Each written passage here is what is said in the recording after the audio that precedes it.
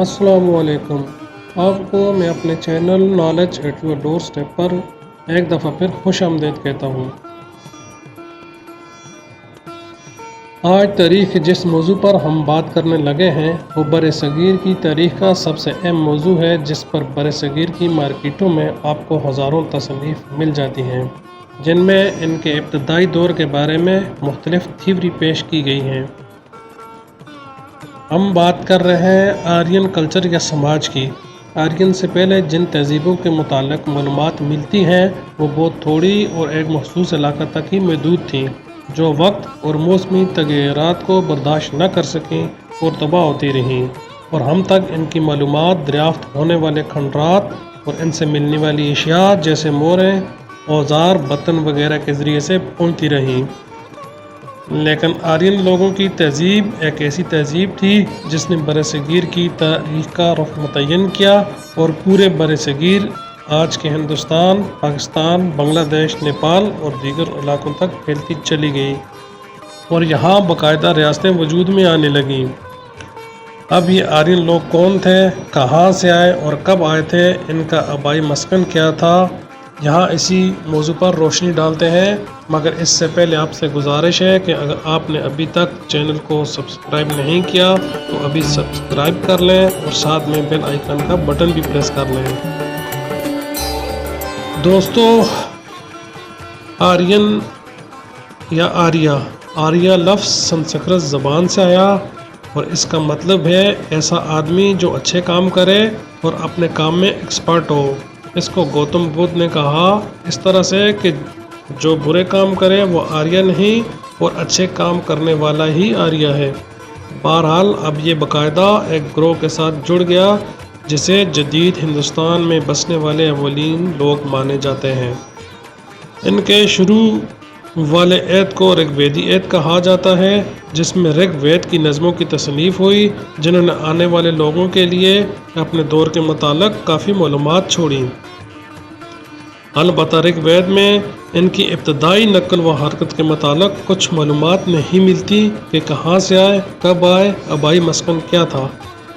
इसीलिए हमें इनके इब्तदाई ऐत के मुतालिक माहिरीन की कायम की गई आरा पर भरोसा करना पड़ता है, जिनमें मुख्तलिफ माहिरीन की मुख्तलिफ राय हैं।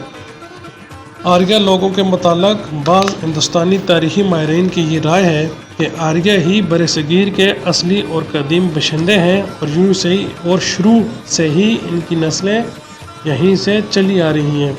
इसके लिए वो मज़हब और पुराणों की शहादत पेश करते हैं और इनकी दलील ये भी है कि यूरोप और हिंदुस्तान में चूँकि बहुत फासला है और ये क्यों कर माना जाए कि यूरोपी लोग इतने दूर से आकर हिंदुस्तान की ज़मीनों में बस गए और यहाँ संस्कृत को परवान चढ़ाया। हालांकि यूरोप और हिंदुस्तान के दरमियान काफ़ी ऐसी जगह थी जहाँ वो आबाद हो सकते थे। दूसरी बात कि संस्कृत ज़बान यूरोपियन ज़बानों से ज़्यादा एडवांस रही, इसलिए इस दलील के हिसाब से जो ज़बान किसी दूसरी से निकली हो वो इतनी एडवांस नहीं हो सकती जितनी कि जिससे वो निकली हो।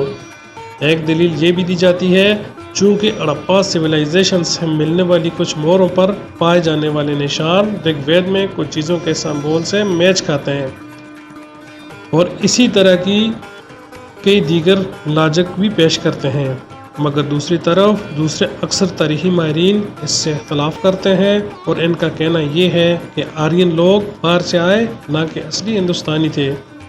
इनका रंग, रूप, कल्चर और चीज़ों के मुतालिक इल्म वैसा नहीं था जो हिंदुस्तान के लोगों में चला आ रहा था, बल्कि इनकी शक्लें, इनका ज़रात वगैरह के मुतालिक और दूसरी अशिया के मुतालिक इल्म इन लोगों से ज़्यादा करीब था, जिसके मुतालिक ख्याल है कि ये लोग हिजरत करके वहाँ से आए थे। इनका असल मस्कन बीजी तिल बाख्तर सेंट्रल एशिया बताया जाता है, लेकिन इसके बरअक्स एक अमूमी ख्याल ये पाया जाता है कि हिंदी आर्या नीज़ वस्ता के दौर के ईरानी कदीम हिंदी जर्मनों की एक शाख है और इनका मस्कन मैक्स मोलर के मुताबिक वस्त एशिया था, नफ़े के मुताबिक रूस और साइबेरिया था, जबकि गेगर ने जर्मनी को, इसी तरह यापी गटाइस ने ऑस्ट्रिया और हंगरी को करार दिया। अगर हकीकत में ऐसा ही है जैसा ऊपर बयान किया गया तो मसला ये समझने का है کہ آخر یہ لوگ اپنا آبائی علاقہ چھوڑ کر مشرق کی طرف ہندوستان کی زمینوں پر آ کر کیوں آباد ہوئے؟ اس کا ایک ممکنہ جواب یہ ہے کہ شاید ان کے اپنے ہم وطنوں سے اختلاف پیدا ہو گئے تھے، جس پر وہ اپنا آبائی وطن چھوڑ کر مشرق کی طرف ہجرت کر گئے۔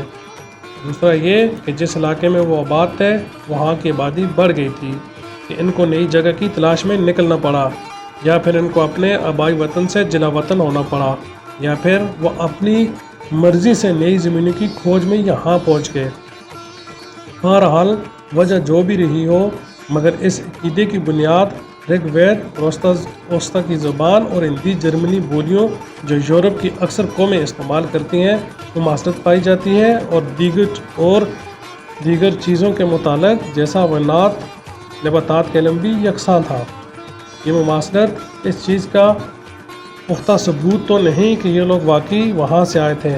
بہرحال جسمانی ساخت کے اعتبار سے برصغیر میں ایسے لوگ موجود تھے جن کے متعلق قیاس کیا جا سکتا تھا کہ ان کی نسل اور یورپی لوگوں کی نسل ایک ہی تھی۔ اب یہ لوگ کب اس خطے میں آ کر آباد ہوئے، اس کے متعلق بھی متعدد آراء پائی جاتی ہیں۔ اصل میں یہ آریہ سماج کا وہ اولین دور ہے جسے رگ ویدی ایت کہا جاتا ہے، جو ہندو مذہب کی قدیم ترین کتابیں ہیں، اور انہی کتابوں سے اس وقت کے متعلق معلومات ملتی ہیں۔ بعض کے خیال میں رگ ویدی ایت کی تصنیف تقریباً 4000 سال قبل مسیح کی ہے، مثلاً جسکوبی اور تلک، لیکن اس رائے کو زیادہ اہمیت حاصل نہیں ہوئی۔ جبکہ ایک اور تاریخ دان میکس مولر نے ویدی ایت کو 4 حصوں میں تقسیم کیا اور اسے بدھ مذہب کی کتابوں سے حساب کیا کہ بدھ مت اصل میں برہمن مت کا رد عمل تھا۔ اس طرح ہر حصے کے لیے 200 سال کا دورانیہ رکھا۔ اس حساب سے اس نے 1200 سال قبل مسیح کے آس پاس کا دور بتایا، لیکن بعض خطبے اور دیگر اشیاء ایسی دریافت ہوئیں کہ اس سے لگتا ہے کہ آرین نسل کے یہ لوگ 1600 قبل مسیح کے قریب اس علاقہ میں آباد تھے، اور جس علاقہ میں وہ شروع میں آباد ہونا شروع ہوئے وہ موجودہ پاکستان، ہندوستان کا شمالی مغربی علاقہ اور افغانستان کا علاقہ تھا۔ اس کے ثبوت ان کی تصنیف کی گئی نظموں سے ملتے ہیں، جس میں دریائے کابل کو کوبا، دریائے سوات کو سواستو، دریائے سندھ کو سندھو، گنگا کو یمنا اور سندھ کے 5 معاون دریاؤں کا ذکر ملتا ہے۔ اس سے یہ بات ثابت ہوتی ہے کہ وہ ان دریاؤں کے ملکہ علاقوں میں آباد تھے اور ان سے فائدہ حاصل کرتے تھے، اور یہ بات بھی ثابت ہوتی ہے کہ ان کی جنوب مشرق کی طرف آبادی بعد کے دور میں آہستہ آہستہ منتقل ہونا شروع ہوئی۔ اس دور میں وہ دریائے گنگا کے شمال مغربی علاقہ تک ہی پھیلے تھے۔ یہ مختلف قبیلوں میں تقسیم تھے جن کی تعداد کافی تھی، جیسا کہ انو، یادو، سوردس، درائیو، پورو، سرسوتی، بھرت، ترشو اور کئی دوسرے چھوٹے چھوٹے قبیلے۔ ان کے چھوٹے چھوٹے قبیلے اکثر آپس میں لڑتے رہتے تھے۔ مزید یہ کہ جب یہ لوگ برصغیر کی زمین پر آباد ہونا شروع ہوئے تو ان سے پہلے بھی یہاں انسانی آبادی موجود ہوتی تھی، اسی لیے آریہ اور یہاں پر بسنے والے لوگوں میں گھمسان کی لڑائیاں ہوئیں۔ اس کی کچھ تفصیل ملتی ہیں کہ ان کا سربراہ ایک بیدا نام کا آدمی تھا، جس کی قیادت میں وہ آریوں سے اپنے مال مکان کی حفاظت کے لیے بے جگری سے لڑا، مگر بالآخر جب ان کے قلعے فتح اور شہر تباہ ہو گئے تو انہوں نے ہتھیار ڈال دیے، جبکہ کچھ پہاڑوں کی طرف نکل گئے جو صدیوں تک جنگلی زندگی گزارتے رہے، جن میں سے کچھ تو آج بھی پائے جاتے ہیں۔ جن لوگوں نے ہتھیار ڈال دیے تھے اور مغلوب ہو گئے تھے، انہیں سماج میں شامل تو کر لیا گیا تھا، مگر ان کی حیثیت نیچ کی رہی اور وہ شودر اور داسیوں کہلائے، اور ان کے بارے میں یہی قیاس ہے کہ یہ وہی دراوڑ لوگ تھے جو کافی صدیوں سے اس علاقہ میں آباد تھے۔ پیدا کے ماتحت جن 3 قبیلوں کا ذکر ملتا ہے وہ یہ تھے، آج، سگرو اور یاکشو، اور انہی ناموں سے معلوم ہوا کہ یہ تھے غیر آرین۔ سردار بیدا کے ساتھ جو لوگ تھے ان کی شکلیں اور قد و قامت آرین سے بالکل مختلف تھے۔ ان کے رنگ کالے اور قد پستہ، جبکہ آرین لوگ گورے اور دراز قد ہوتے تھے۔ اس طرح مغلوب ہونے والوں کو غلام بنا کر سماج میں شامل کر دیا گیا۔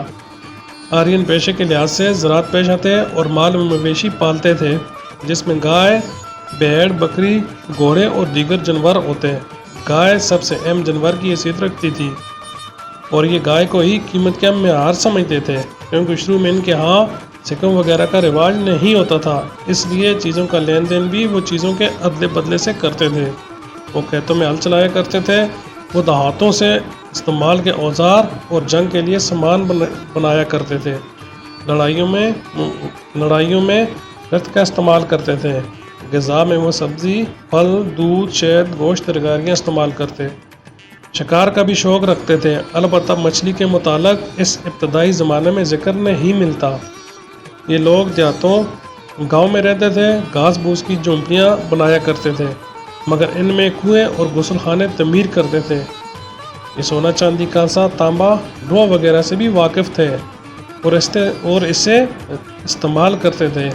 یہ جنگ میں زرہ بختر استعمال کرتے تھے۔ البتہ یہ لوگ سمندروں سے واقفیت نہیں رکھتے تھے، اسی لیے شروع میں یہ سمندر کے لیے لفظ پانی سے ڈھکے بڑے بڑے علاقے استعمال کرتے تھے۔ دیوتا جن کی وہ پرستش کرتے تھے، ان میں سے چند کے نام یہ ہیں: ارضی دیوتا سوم، اگنی، وایو، ورن، اشون، سوریا، سوتری، متر، وشنو اور کئی دیگر۔ یہ قربانیاں کرتے تھے اور چڑھاوے بھی چڑھاتے تھے۔ یہ تفریحات کے بھی شوقین تھے اور خوشی کے موقع پر موسیقی کا انتظام کرتے۔ موسیقی میں ڈھول، ستار، بانسری وغیرہ کا استعمال کرتے۔ پانسے کے ذریعے جوا کھیلنا تفریح عام تھی۔ ان کی خانگی زندگی کافی خوشگوار ہوتی تھی۔ وہ ازدواجی زندگی کے لیے بندنوں کا خیال رکھتے تھے۔ عام طور پر ایک شادی کا رواج تھا، مگر زیادہ بیویاں رکھنا کوئی غیر معمولی بات نہیں تھی اور کئی ایسی مثالیں بھی ملتی ہیں۔ شادیاں بالغ ہونے پر ہی کی جاتی تھیں۔ عورتیں شوہروں کے انتخاب میں بھی کافی حد تک آزاد ہوتی تھیں۔ وہ شوہر کے زیر سایہ امن کی زندگی گزارا کرتی تھیں۔ عورتوں کو علیحدہ رکھنے کا کوئی رواج نہیں تھا اور نہ ان کی نقل و حرکت پر کوئی سخت پابندی تھی۔ عورتیں اپنے وقت کی تعلیم سے واقفیت رکھتی تھیں اور اخلاقی مورال اچھا ہوتا تھا۔ البتہ کسی جگہ اخلاقی پستی کی مثالیں بھی ملتی ہیں۔ اب آخر میں ایک نظر ان کی سیاسی تنظیم پر۔ کنبا گریہ یا کل رگ وید ریاست کی اصل بنیاد میں سے تھی۔ کئی کنبوں سے مل کر ایک گرام بنتا تھا اور کئی گراموں سے مل کر جرگہ، ضلع یا وش بنتا تھا اور کئی وشوں سے مل کر قبیلہ یا جن کی تشکیل ہوتی تھی۔ قبیلہ ایک سردار راجن کے ماتحت ہوتا تھا اور یہ اکثر موروثی ہوتا۔ راجہ ان کی لڑائی میں قیادت کرتا اور روزمرہ کے دیگر امور چلاتا اور انصاف کرتا۔ اس کو لوگ نذرانے وغیرہ پیش کرتے، لیکن ٹیکس یا محصول وغیرہ کا رواج نہیں تھا۔ البتہ راجہ کلی طور پر اپنی من مانی کے لیے آزاد نہیں ہوتا تھا۔ اس کے اختیارات کا دار و مدار رائے کی مرضی پر ہوتا تھا، جو بزرگوں کی کونسل سمیتی میں ہوتا تھا، اور ریاستیں چھوٹی چھوٹی ہوتی تھیں اور اسی طرح آبادی بڑھتی چلے گئی اور اب اس کے ساتھ ساتھ ضروریات اور خواہشات میں بھی اضافہ ہوتا گیا، جو ایک فطری بات ہے۔ اسی لیے اب اپنے علاقوں کو وسعت دینے کی جستجو میں بھی اضافہ ہوتا گیا اور آرین آبادیاں مزید علاقوں تک پھیلتی چلی گئیں۔ لیکن اس دور کو، جو لگ بھگ 1600 قبل مسیح سے 800 قبل مسیح تک کا ہے، اسے رگ ویدی ایت کہا جاتا ہے، جس کی تفصیل اختصار کے ساتھ آپ سے بیان کر دی گئی۔ اور اب اس کے بعد کے ایت کو، جو 800 سے 600 قبل مسیح کا ہے، اسے ویدی ایت کا آخری دور کہا جاتا ہے۔ اب اگلی ویڈیو میں ہم اسی کے متعلق بات کریں گے۔ تب تک اجازت دیجیے۔ اللہ نگہبان۔